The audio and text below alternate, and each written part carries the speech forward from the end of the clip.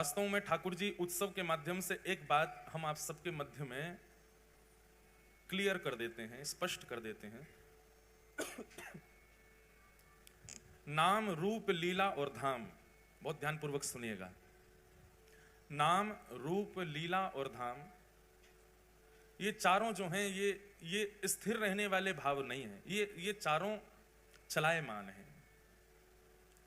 शब्दों पर ध्यान दीजिएगा। ठाकुर जी का नाम, ठाकुर जी का रूप, ठाकुर जी की लीलाएं और ठाकुर जी का धाम, ये स्थिर रहने वाले भाव नहीं हैं। जहां इनका आवाहन कर दिया जाए ये चारों वहीं उपस्थित हो जाते हैं। इस बात को आप पूर्णतया सत्य मानिएगा। किंचित भी कोई संकोच ना कीजिएगा, किंचित भी प्रकार का संशय मत कीजिएगा इस बात पर कि इस सभागृह में हम 4 दिन से बैठे थे, तो हमारे जीवन के ये 4 दिन जब चित्रकेतु फाइल दिखाएंगे ना, तो ये 4 दिन वही लिखे होंगे कि कहां थे ये, बोले जगन्नाथपुरी में थे, श्री जगन्नाथ जी में थे। ये हिसार में नहीं थे, ये हरियाणा में नहीं थे, अग्रसेन भवन में नहीं थे, कहां थे? जगन्नाथपुरी में। आपने पिछले 3 दिन में अगर एक आध मिस कॉल ना उठाई हो, उसको दोबारा फोन लगाओ, वो पूछे कहां थे यार, फोन मिला, तो कह देना जगन्नाथपुरी में थे। ये विश्वास चित्त में धारण करो। ठाकुर जी का नाम, ठाकुर जी का रूप, ठाकुर जी की लीला और ठाकुर जी का धाम, ये 4 स्थितियां प्राप्त होती हैं भक्ति पथिक को। सबसे पहले नाम प्राप्त होगा। नाम प्रदान करके ठाकुर जी हमारी स्थिति का पैमाना देखते हैं कि इसकी स्थिति कैसी है। नाम जापक जब जप करता है तो बार बार यदि उसका मन इधर उधर भटकता है तो ठाकुर जी को भी अनुभव हो जाता है कि अभी स्थिरता नहीं आई है। स्थिरता के लिए ठाकुर जी नाम प्रदान करते हैं। नाम के बाद में हमारे जीवन में आती है लीला। लीला यानी कि कथा। आप वैष्णव जनों से, कथा प्रवक्ताओं से, भगवान की लीला सुनाने वालों से ठाकुर जी की लीला कथा श्रवण करते हैं, तो लीला कथा श्रवण करते ही क्या होता है?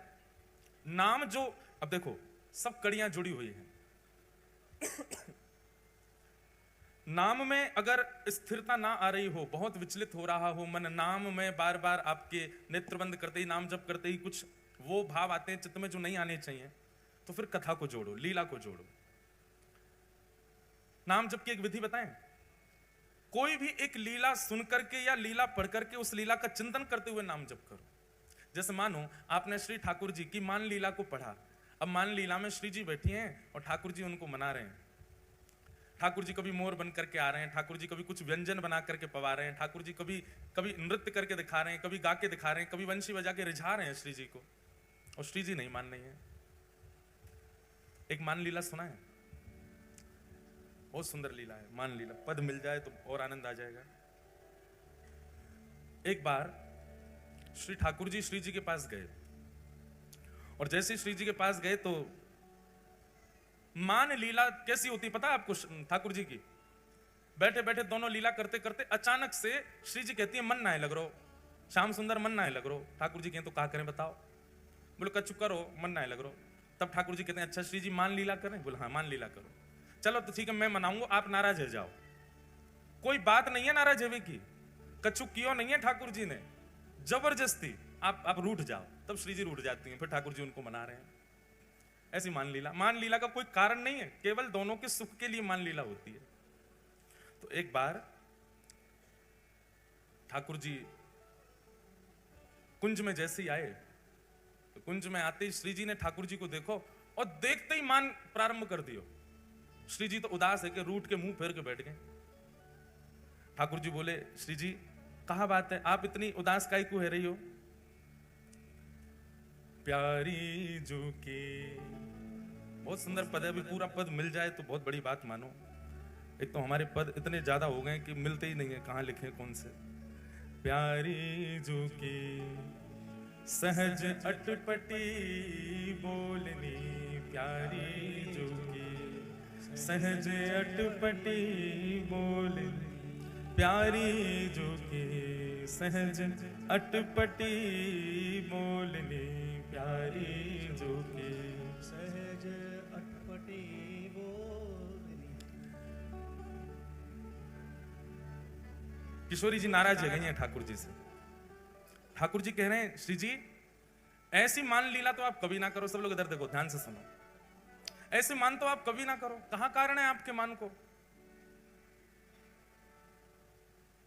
तब श्री जी कह रही हैं, वो मुझे थोड़ा थोड़ा याद है पद, मोहूते रूप गुण सुंदर, मोहूते रूप गुण कहाँ पाई बिन मोलनी प्यारी झुकी, कहाँ पाई। श्री जी कह रही हैं, मोसऊ ज्यादा सुंदर, मोसऊ ज्यादा प्यारी, मोतेऊ ज्यादा रूप में अद्भुत, ये गोपी तुमने कहां पाई है। ठाकुर जी बोले, कौन सी गोपी? मेरे संग तो श्री जी कोई भी ना, मैं तो अकेला आया हूं, और आपसे ज्यादा सुंदर कौन है सके ब्रह्मांड में? कहां देख ली, कहां मिल गई? श्री जी तो रूठ के बैठ गए, मैं ना बता रही कहां मिली, अब ना बताऊंगी। ठाकुर जी कहने, जी कोई बात है? अरे नहीं बताओ तो सही, काय बात है आप नाराज रही हो, कौन सी गोपी, कहां देख ली आपने?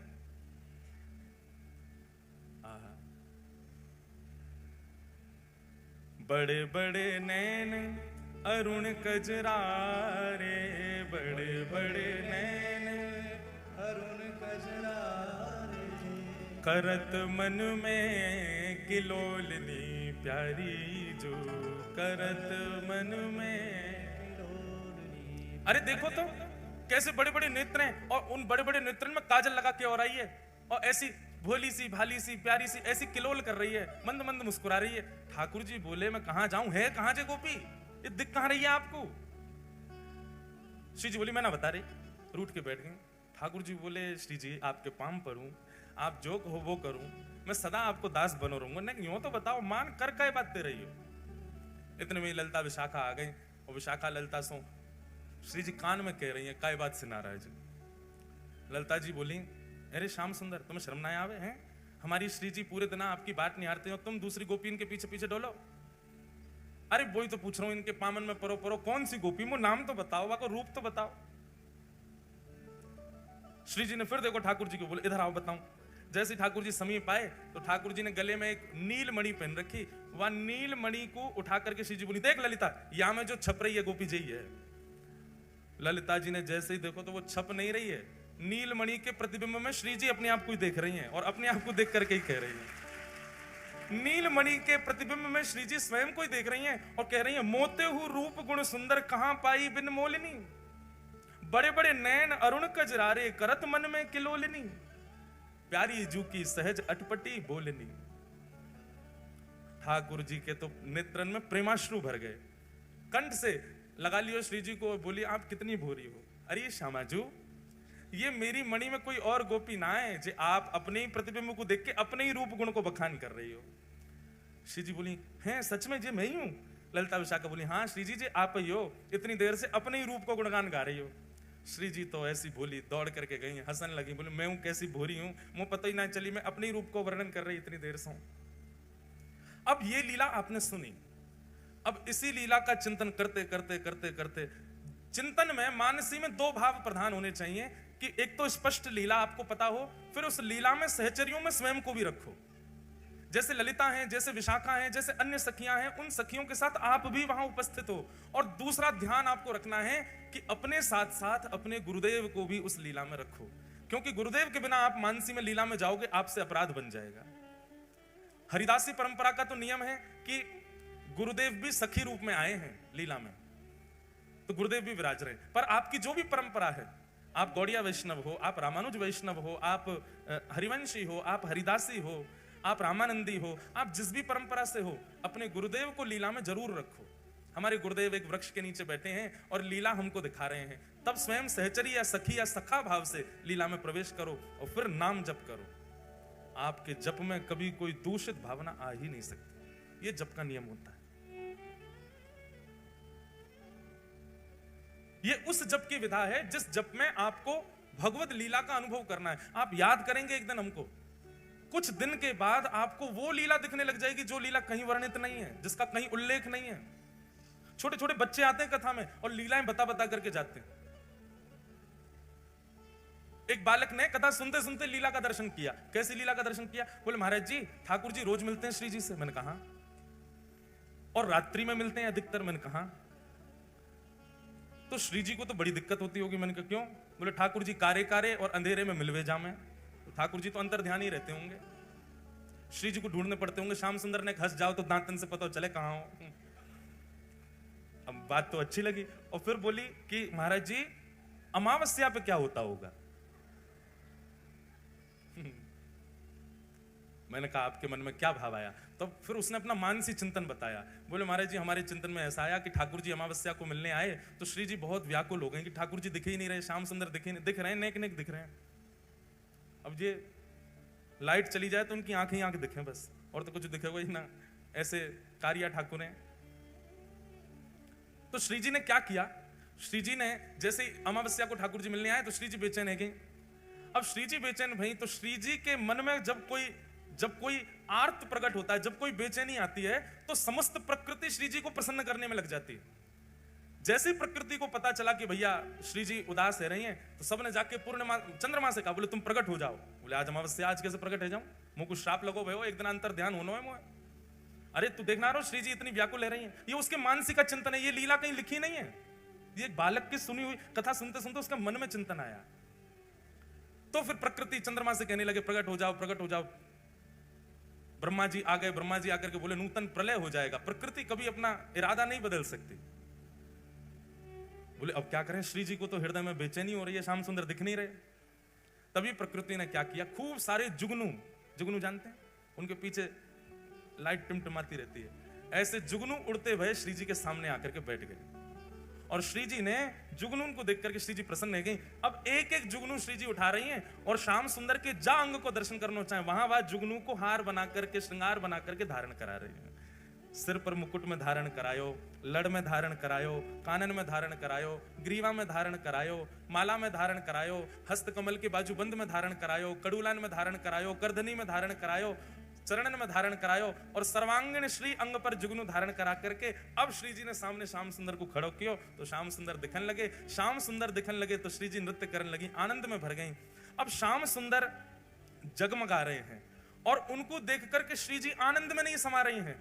तो श्याम सुंदर को प्रकाश अभी धीमो धीमो है, पर श्री जी इतनी आनंद में आ गए कि श्री जी के तन की कांति श्याम सुंदर पर पड़ने लगी और श्याम सुंदर और श्री जी दोनों की कांति बगल में बह रही यमुना जी में पड़ने लगी। जैसे यमुना जी में पड़ी तो दोनों की कांति यमुना जी में पड़ती तो जल में प्रकाश पड़ते ही प्रकाश विपरीत दिशा में जाता है। जैसे प्रकाश जमुना जी में पड़ो, जमुना जी से वो प्रकाश आकाश में गयो और डूबके भये अमावस्या के चंद्रमा पर वो प्रकाश जैसे पड़ो तो अमावस्या को शरद पूर्णिमा को चंद्रमा प्रकट है और प्रिया प्रियतम को रास बिहार। जब उस बालिका ने ये मानसी का भाव बताया ना, मन इतना चैन पाया, मन में इतना आनंद हो गया। ऐसे चिंतन हमको क्यों नहीं आ रहे? चैन तो ये हुआ कि चलो कथा सुन करके अब इनके चित्त में मानसी भाव तो आता है, पर बेचैनी हो रही है कि अब हमारे भी आवे कुछ ना कुछ भाव हमें, और आते हैं। कई बार कथाओं में ऐसे ऐसे भाव प्रकट होते हैं जो कहीं नहीं लिखे, कहां से आते हैं? लीलाओं का चिंतन करो, उस लीला में स्वयं को व्यवस्थित करो, पर गुरुदेव के साथ व्यवस्थित करो। गुरु आपके संग रहेंगे तो आपसे अपराध नहीं बनेगा, लीला का विस्तार होगा और नाम जब और तीव्र हो जाएगा और तीक्ष्ण हो जाएगा और श्रेष्ठ हो जाएगा।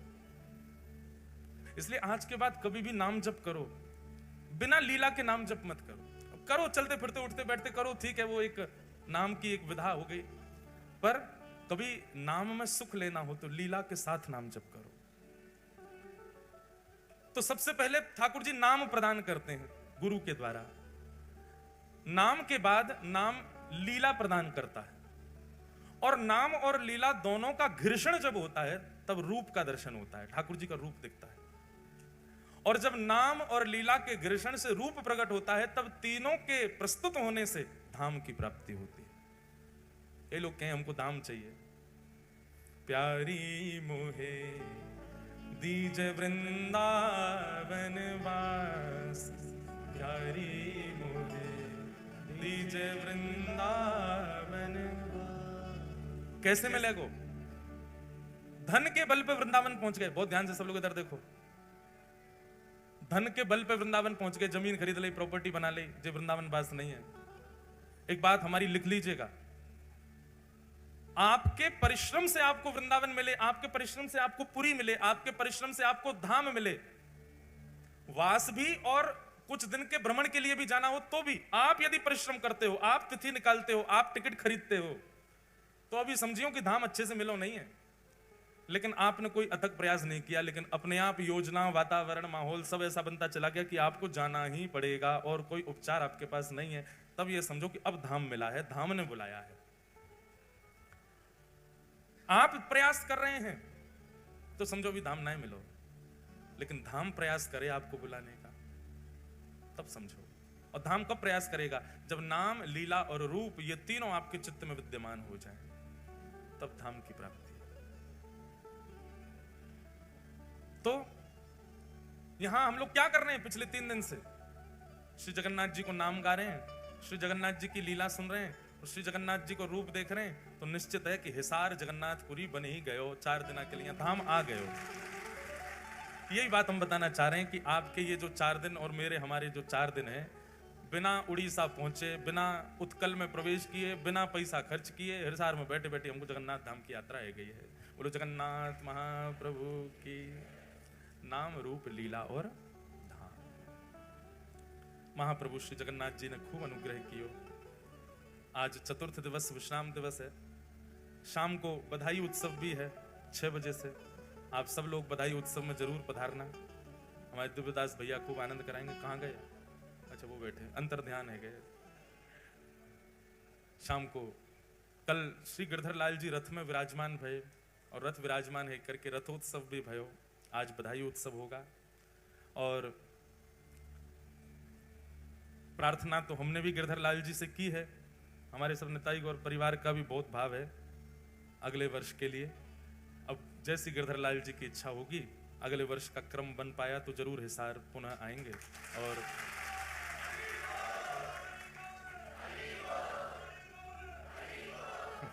हमने अभी यूं थोड़ी कही है कि हम आएंगे, हम यूं कह रहे हैं, सोचेंगे, विचार करेंगे। नितिन भैया कह रहे हैं 7 दिन की कथा।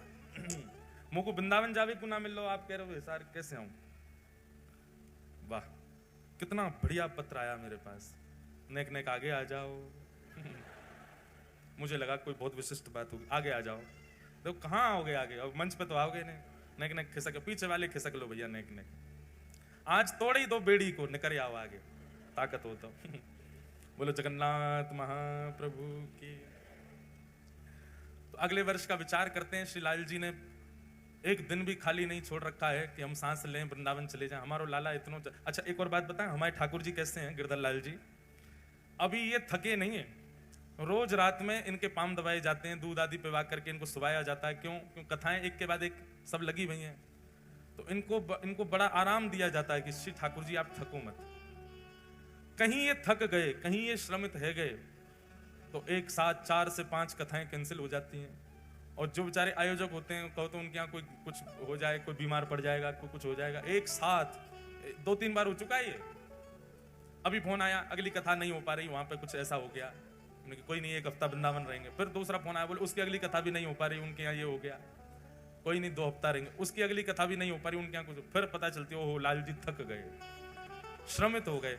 फिर मैया से कही जाती है वृंदावन में 56 भोग बनाओ, ठाकुर जी को अरोगाओ। और अब 5-6 दिन कुछ नहीं, ठाकुर जी केवल श्रृंगार कराएंगे, आरती कराएंगे, प्रसाद पाएंगे, पौड़ेंगे, आराम करेंगे, तब बैलेंस होती हैं चीजें।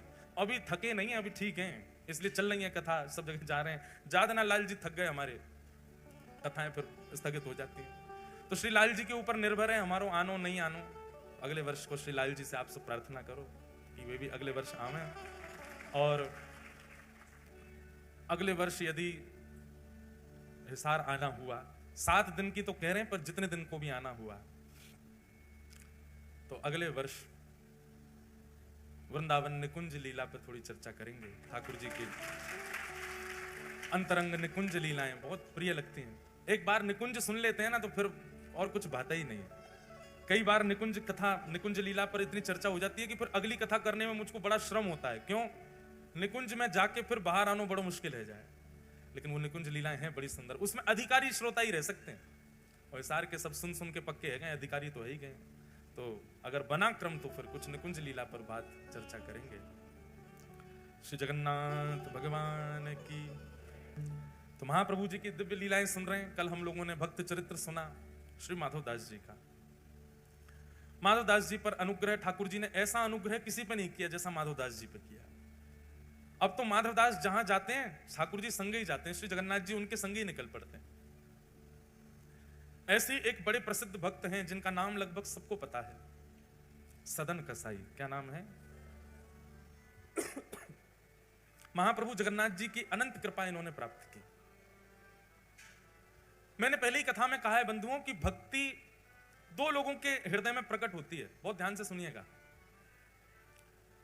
या तो उस भक्त के चित्त में भक्ति का प्रादुर्भाव होता है जिसके चित्त में पूर्व से ही संस्कार विद्यमान है, पूर्व जन्म से ही संस्कारी है, और ऐसे व्यक्ति को ज्यादा सिखाना नहीं पड़ता। पूर्व जन्म के संस्कार इतने सुदृढ़ होते हैं कि वो इस जन्म में बाल्यकाल से ही भक्ति मार्ग में आ जाता है। अच्छा, एक बात और आपने सबने अनुभव की होगी कि बाल्यकाल में भक्ति बड़ी प्रगाढ़ होती है। छोटे छोटे बच्चों को लीला बहुत अच्छी लगती है, छोटे बच्चों को ठाकुर जी की सेवा बहुत अच्छी लगती है, छोटे बच्चों को कीर्तन बहुत बढ़िया लगता है। पर जैसे ही वो 15-16 वर्ष के होते हैं फिर क्या हो जाता है उनको, फिर अचानक से एक परिवर्तन उनके चित्त में आ जाता है। वास्तव में हमारे पूर्व के संस्कार वो दिखने ही शुरू होते हैं 12-13 वर्ष के बाद। शास्त्रों में भी 12 वर्ष तक के बालकों के द्वारा किया गया अपराध अपराध नहीं माना जाता। 12 वर्ष का बालक भी अगर कुछ करे तो उसको पाप में नहीं गिना जाता। तो हमारे संस्कार जो पूर्व जन्म के हैं वो प्रकट होने ही प्रारंभ उसके बाद में होते हैं। इसलिए अचानक से परिवर्तन दिखता है कि बालक अचानक से फिर बिल्कुल विमुख हो जाता है ठाकुर जी के। तो भक्ति के जो बीज अंकुरित होते हैं वो दो ही प्रकार के लोगों के चित्त में होते हैं, या तो पूर्व के संस्कार जिसके चित्त में हो, या फिर घोर नास्तिक हो और अचानक कोई जीवन में ठोकर लगी और बदल गया। सदन कसाई जो हैं इनके पूर्व के संस्कार बड़े सुदृढ़ हैं। भले ही कसाई थे लेकिन जब मांस तोलते थे ना तराजू पे तो भी हरि चिंतन करते हुए तोलते थे। और सबको पता है, प्रसिद्ध है कि वो एक जगह बाट नहीं रखते थे, पत्थर रखते थे। उन पत्थरों में गलती से शालिग्राम भगवान थे, शालिग्राम भगवान से ही तोलते थे मांस को। एक दिन एक संत वहां से जा रहे थे और उनकी दृष्टि अचानक से वो तराजू पर पड़ गई। बहुत ध्यान से सुनिए सब लोग, बहुत सुंदर कथा है सदन कसाई की। तराजू में पड़े भाई जब शालिग्राम जी दिखे, नाक पे ऐसे कपड़ा रख के निकल रहे थे, और एक बार तो निकले, फिर उन्होंने सोचा ये शालिग्राम जी तो नहीं है। लौट करके वापस आए, पुनः उसके तराजू की ओर देखा तो आकृति और आकृति में जो भाव था, वैष्णव को ना देखते ही पता चल जाता शालिग्राम जी हैं कि नहीं। मैंने कई घरों में देखे हैं पेंटेड शालिग्राम जी होते हैं जो बिल्कुल ही सिलपिल्ले जैसे हों, बिल्कुल ही सपाट महाराज, बिल्कुल ही ऐसे चिकने कि कोई उनमें बिल्कुल भी हल्का सा भी कोई अंश ऐसा ना दिखता हो मानवों के तन जैसा। समझो वो शालिग्राम जी अभी स्पष्ट नहीं है, वो शुद्ध शालिग्राम नहीं है। शालिग्राम जी का तो रूप बिल्कुल जैसे मानव की त्वचा का स्पर्श होता है ना, ऐसा स्पर्श होता है शालिग्राम जी का। देखते ही संत पहचान गए तो शालिग्राम जी। उन्होंने कहा राम राम राम राम, अरे पाप तो तुम करते ही हो मांस बेच करके, ऊपर से शालिग्राम भगवान को तुमने जो है बाट पर रख रखा है तोलने के लिए मांस। तेरे हाथ पांव जोड़ने, भैया इनको हमको दे दो, हम इनकी सेवा करेंगे। सदन कसाई घबरा गया, बोले मुझे नहीं पता था भगवान है, आप इनको ले जाओ। और संत उनके यहां से शालिग्राम भगवान को ले गए, पंचामृत अभिषेक कराया, चांदी के सिंहासन पर सुंदर तिलक आदि पधरा करके, इत्र आदि लगा करके, माला पधरा के श्री शालिग्राम भगवान को विराजमान किया। 56 भोग लगाए शालिग्राम भगवान के। आरती पूजा करने के बाद में रात्रि का समय दूध भोग लगा करके संत तो शयन में चले गए, ठाकुर जी को भी सुला दिया। संत के हृदय में बड़ी प्रसन्नता कि अब मैं ठाकुर जी को कहीं से रेस्क्यू करके लाया हूं, सही जगह आ गए अब ठाकुर जी। अर्धरात्रि का समय हुआ, ठाकुर जी स्वप्न में रोते भय आए, नेत्रों में अश्रुपात हो रहे हैं, उदास चित्त है। ठाकुर जी स्वप्न में आए संत के। संत कहने लगे, बोल भगवान आप इतने उदास क्यों, इतने इतने अप्रसन्न क्यों हो? सिंहासन में कुछ कमी है? आपकी प्रसादी में कोई कमी छोड़ दी क्या? मैंने सेवा ढंग से नहीं की क्या? माला में सुगंध ही नहीं थी क्या? प्रसाद में स्वाद नहीं था क्या? बात है ठाकुर जी, आप इतने उदास क्यों हो? ठाकुर जी नेत्रों में अश्रु भरे और संत से कहते हैं, मुकु सदना की याद आ रही है, मुकु सदन की याद आ रही है। संत उठ करके बैठ गए और ठाकुर जी से कहने लगे, जय जय, उस कसाई की याद आ रही है आपको? वो मांस विक्रय करता है और मांस का तोलना आपसे करता है। भाई तुला दान अन्न का सुना है, तुला दान हमने व्यंजनों का सुना है, तुलादान सुंदर सुंदर वस्तुओं का होता है, रत्नों का होता है, वो मांस का तुलादान करता है आपसे और आपको उसी की याद आ रही है। क्या अच्छा लगता है आपको सदन के यहां? आपको दुर्गंध नहीं आती? मांस विक्रय करता है वो। ठाकुर जी कहते हैं वो सब बात अलग है कि मांस विक्रय करता है, जैसा भी है, जो भी उसके गुण संस्कार, उसका जो भी कुछ है, वो सब बात एक अलग है। पर जब वो तराजू उठाता है ना, और तराजू उठाते ही जैसे ही मैं लुढ़कता हूं इधर उधर, वो लुढ़कने में मुझे बहुत सुख मिलता है। उसके तराजू में लुढ़कने में जो सुख है ना, वो सुख तो ब्रह्मांड में नहीं है, वो सुख तो वैकुंठ में भी नहीं है। मुझे उसके तराजू में लुढ़कने में बहुत सुख मिलता है। और मैं जब लुढ़कता हूं तो वो मुझे देख करके जब प्रसन्न होता है ना, तो मुझे बहुत खुशी होती है। तो मुझे तुम वापस वहीं छोड़े आओ, मुझे उसी के पास रहना है। सो ही सुहागन प्रिय जाहिरी है, कैसा तेरा मेरा। भैया ठाकुर जी आपके नहीं है, ठाकुर जी मेरे नहीं है, ठाकुर जी उसके हैं जिससे ठाकुर जी रीझे भये उसके। ये बात सत्य है। मैं खूब कहता हूं कथाओं में कि आपके घर में सेवा विराज रही है, आप अपने ठाकुर जी को खूब भाव से सजाते हो, और दर्शनार्थी घर में कोई आते ठाकुर जी को देख करके प्रसन्न होकर के कहे आपके ठाकुर जी बड़े सुंदर हैं, आपकी सेवा बहुत सुंदर है। तो बस ये समझ जाइए कि आपके लाल जी आपसे बड़े प्रसन्न हैं, आपसे बड़े खुश रहे मैं ठाकुर जी। क्योंकि उनकी प्रसन्नता नहीं होगी तो आप वस्त्र भी धारण नहीं करा पाओगे ठाकुर जी को। वो प्रसन्न हैं इसलिए नित्य तैयार होते हैं। हम सेवा के लिए आपको बहुत स्पष्ट रूप से कह दें, कईयों के यहां सेवा का दर्शन करके मन बहुत उदास भी हो जाता है। ना तो वो पोशाक ढंग से डरा पाते, ना वो ठाकुर जी को नीलामे धुलामे, ना महाराज कार्य पड़ गए, ठाकुर जी के मैल जम गए पूरे शरीर में। ऐसे ठाकुर जी को देख के फिर मन होता तो है कि कुछ कह दें भैया इनको करो ढंग से, पर फिर मन में एक बात आती है कि भाई जे सेवा कर रहा हो ठाकुर जी करवा रहे, हम क्यों बीच की भुआ बने। ठाकुर जी को यहाँ नावे को मन ही नहीं करते होगा। ठाकुर जी कहते होंगे नावे के काज दुनिया पड़ी है, सब नवाई रहे, मैं यहाँ ना रहो। कभी कभी ऐसा, क्योंकि एक बार जगन्नाथपुरी की लीला है, श्री जगन्नाथ जी में उड़िया भक्तों की सेवा तो आज भी देख लो आप जाकर के, तो महाराज यूं कहोगे जय हो, ये तो धन्य है। हमारे साथ 2-3 बालक जगन्नाथपुरी के रहते हैं, वो तो बताते हैं, वो तो उड़िया भाषा में भी बताते हैं कि जब जगन्नाथ जी को लेकर के रथ की ओर जाते हैं, पहुंडी यात्रा जो ठाकुर जी की सिड्डी से कूद कूद के आते हैं, ठाकुर जी इतने भारी हैं कई बार खिंचे नहीं है, तो सारे पंडा पुजारी खड़े है करके ठाकुर जी को गारी दें, फिर खाए खाए के भात है गए मोटो, उठ नहीं रहो अब हमसे। अब वो उड़िया में देते हैं अपनी में, तो ठाकुर जी को ने गारी दी जाए, फिर कहीं अब की खींच रहे नहीं तो धक्का दे देंगे यहीं पे, सो ठाकुर जी उछलने लगते हैं, कूद कूद के फिर आते हैं, खूब आनंद होता है। सब हमारे ब्रज में खूब गारी दें ठाकुर जी को, ब्रजवासी दे सके, हिसार वाले जाके गारी मत दिया ठाकुर जी है महाराज, यमराज आ जाएगा भैंसा बैठ के, है ना ठाकुर जी गारी दे, तो ब्रजवासी की बात अलग है, ठाकुर जी खेले उनके संग। कई बार कई पद भी होते हैं तो वो मैं गाता हूं, तो मैं सबसे कहता हूं मैं भैया मैं मेरे सामने गाय ली हूं, ब्रजवासी की उपस्थिति में गाय ली हूं, अनुपस्थिति ब्रजवासी की हो तो मत गई हूं। सबको अधिकार नहीं, तो स्थान तीर्थ के लोगों को अधिकार अधिक मिल जाता है ठाकुर जी के सामिप्य का। तो पंडा पुजारियों की सेवा महाराज आनंद की सेवा है वहां तो जगन्नाथपुरी में। श्रीमद रामानुजाचार्य जी महाराज जी को जब ये बात पता चली कि यहां पंडा पुजारी ऐसे सेवा करते हैं ठाकुर जी की, मंत्र मंत्र भी शुद्ध नहीं बोलते हैं, ऐसे कुछ भी पधरा देते हैं और कभी भी ठाकुर जी को सुला देते हैं। जगन्नाथ जी का शयन का समय निश्चित नहीं है, कभी भी सोते हैं और कभी भी उठ जाते हैं। उठने का फिर भी निश्चित है, 4-5 बजे उठ जाते हैं, पर सोने कभी कभी तो 1 बजे भी शयन आरती होती ठाकुर जी की, 2 ही घंटा सोते हैं। रामानुजाचार्य जी बोले ये नियम उचित नहीं है, हम अपने शिष्यों सहित जाएंगे और जगन्नाथ जी की नई सेवा प्रणाली का व्यवस्थित करेंगे।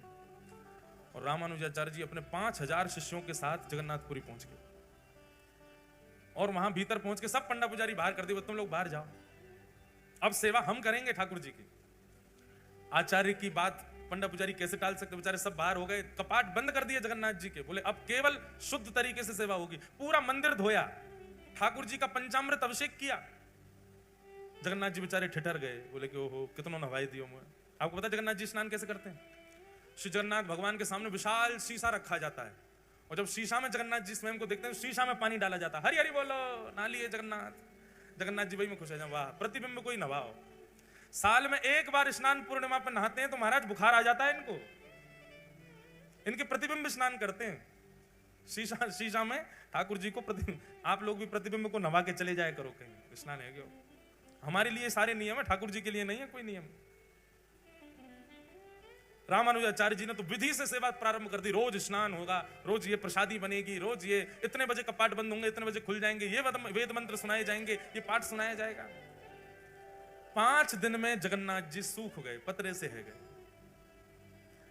आचार्य चरण से बोले, रामानुजाचार्य जी से बोले, आप दक्षिण में हमारी सेवा करते तो हैं, आप वहीं सेवा कर लिया करो ना, यहाँ हमको इनके मुताबिक करवाने। तो बोले आप बिल्कुल शांत रहिए, हम आचार्य हैं, हमारी आज्ञा आपको माननी पड़ेगी। ठाकुर जी चुप हो गए, ठीक है भाई क्या कहें। लेकिन बाहर खड़े सब पंडा पुजारियों को ठाकुर जी को याद आ रही है। रात्रि कपाट बंद हुए, बलभद्र सुभद्रा जी से ठाकुर जी बात करने लगे, मुंह को तो बहुत याद आ रही है। ये सब उड़िया वैष्णव मेरे सामने मटक मटक करके हरी हरी बोल के जैसे नाचते हैं, मुझे बहुत सुख मिलता है। ये जैसे भी हैं, ये जैसी सेवा करते हैं, मुझे वो भाती है, मुझे वो बहुत प्रिय लगती है। मैं कब कह रहा हूं कि भाई वेद जन्य या शास्त्र जन्य सेवा मत करो, पर यहां पर मैं भाव की सेवा से प्रसन्न हूं। अब कैसे समझाऊं मैं आचार्य चरण को। अच्छा, ठाकुर जी ज्यादा इसलिए भी नहीं बोल पा रहे कि बलराम जी जो हैं यही तो रामानुजाचार्य हैं, शेषावतार है रामानुजाचार्य। अब ज्यादा कैसे बोले जब बगल में ही तो बैठे हैं। तब अर्धरात्रि का समय, सब सो रहे थे। ठाकुर जी ने गरुण जी को बुलाया, द्वार पर बैठे, इधर आओ जी, जय जय आज्ञा। बोले काम करो, विशाल स्वरूप धारण करो, इतने बड़े पर कर लो, सोते हुए रामानुजाचार्य जी उनके सबरे शिष्यन को ले जाके दक्षिण छोड़े आओ और द्वार खोल दो हमारे। रात्रि गहरी निद्रा में सोए थे सब आचार्य चरण और सारे शिष्य। गरुण जी महाराज पहुंचे और तनिक तनिक से किसी को पता नहीं चले, चुपचाप सबको उठा करके अपने पंख पे धारण कर लियो, पीठ पे धारण कर लियो, और श्री जगन्नाथपुरी से उड़ करके गए दक्षिण भारत में। श्रीरंगम में जाकर के सबको खटिया सहित उतारे आए, खटोला सहित ले गए थे, और वहां पर सबको सुला करके लौट करके आए। द्वार खोल करके फिर से सबरे पटना पुजारी भीतर कर लिए। जगन्नाथ जी झूमने लगे, बोला अब सुख है, अब बढ़िया, ये सबरे आ गए फिर से। यहां रामानुजाचार्य जी सवेरे सवेरे जैसे नेत्र खुले, स्थानी बदल गए, द्वारी बदल गए, खिड़की बदल गई, वातावरण बदल गया, सब कुछ बदल गया। और बाहर आकर के जब देखा, पूछने लगे आपस में, अफरा तफरी मच गई, कहां आ गए हम। तब किसी ने बताया वो तो श्रीरंगम है। रामानुजाचार्य जी के प्रेमाश्रु प्रकट हो गए, और प्रेमाश्रु प्रकट हो गए, दौड़ करके गए। श्रीमन नारायण भगवान शेष शैया पर पौड़े थे, जाकर के उनको हृदय से लगा लिया। बोले नाथ, आपकी भक्त वत्सलता की बलि बलि जाए, आपके इस प्रेम के हम वारी वारी जाते हैं। अरे स्वयं ने वेदों में, स्वयं ने शास्त्रों में इतने नियम बना दिए अपनी सेवा के, लेकिन प्रभु आप तो भाव के भूखे हैं, वहां भाव से आपकी सेवा करते हैं सब वैष्णव जन, वही आपको प्रिय लगती है। विराजो, ऐसे ही विराजे रहो, जैसे उन वैष्णवों को प्रिय लगता है वैसे आप सेवा स्वीकार करो। तो ठाकुर जी को क्या भा जाए कुछ पता नहीं है। पहले मैं टोक देता था घर में जाके, ऐसे सेवा मत करो, फिर इन कथाओं के बाद में अब मुझे लगता है नहीं, शायद इनकी इच्छा ही ऐसे रहने की होगी, रहने दो। पर हाँ, कहीं ज्यादा ही अनीति होती है तो फिर मैं कह ही देता हूं, मैंने यार चना चनोरी तो भोग मत लगाओ, भोग तो लगाए करो ढंग से। ठाकुर जी के नेत्रन के नीचे मैल जमको ने नवाए तो दे करो, थोड़ा बहुत कहते हैं, ज्यादा नहीं कहते।